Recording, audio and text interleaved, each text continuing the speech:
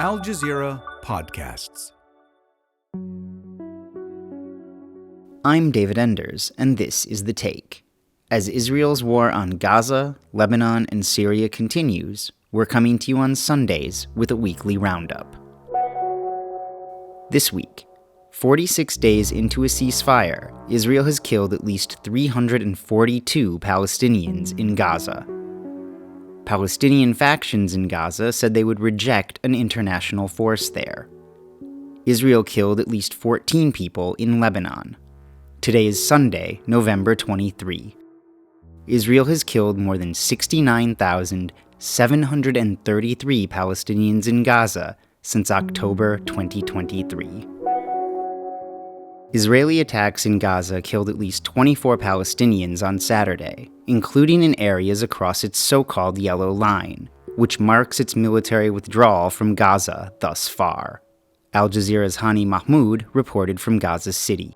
Just in the past hour, these attacks happened without any prior warning whatsoever, caught people completely off guard, causing panic and fear, and also just confirming what they have expressed over and over, that the ceasefire only exists on paper, and Israel has been always violating the ceasefire, starting from destroying many of the areas inside the Yellow Line where it has major control over it, as well as the many attacks that were carried out outside the Yellow Line, including this busy area, very overcrowded with many of the people who have been sheltering in the western part of Gaza City, as well as the central area, unable to go back to their homes because they are within the Yellow Line that is under the Israeli military control. These attacks just a stark reminder of how fragile this ceasefire has been so far.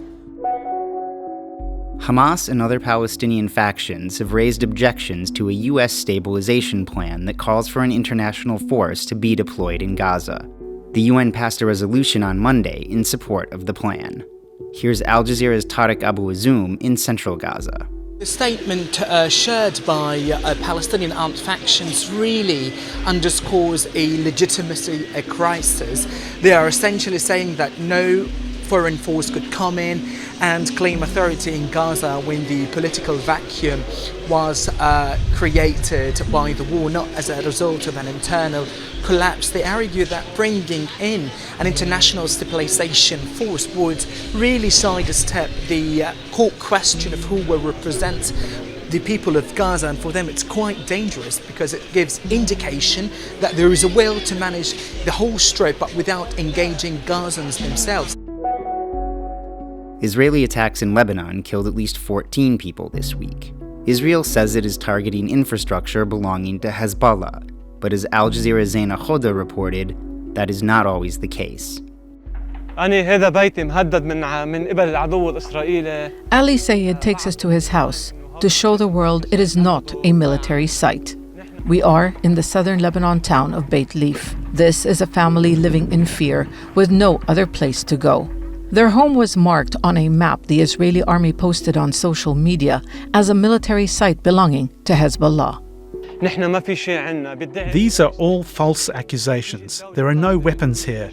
We are waiting for the Lebanese army to search it. In the town square, the Lebanese army arrived after Israel threatened to attack dozens of homes. UN peacekeepers are also here. The army, too, is under pressure to speed up efforts to disarm Hezbollah. We followed the soldiers to one of the locations. We saw army soldiers along with UN peacekeepers search a home, but we were not allowed to film. This is what Israel had demanded. And initially, Lebanese army officials said such a move could cause tensions with communities in Hezbollah's southern heartland.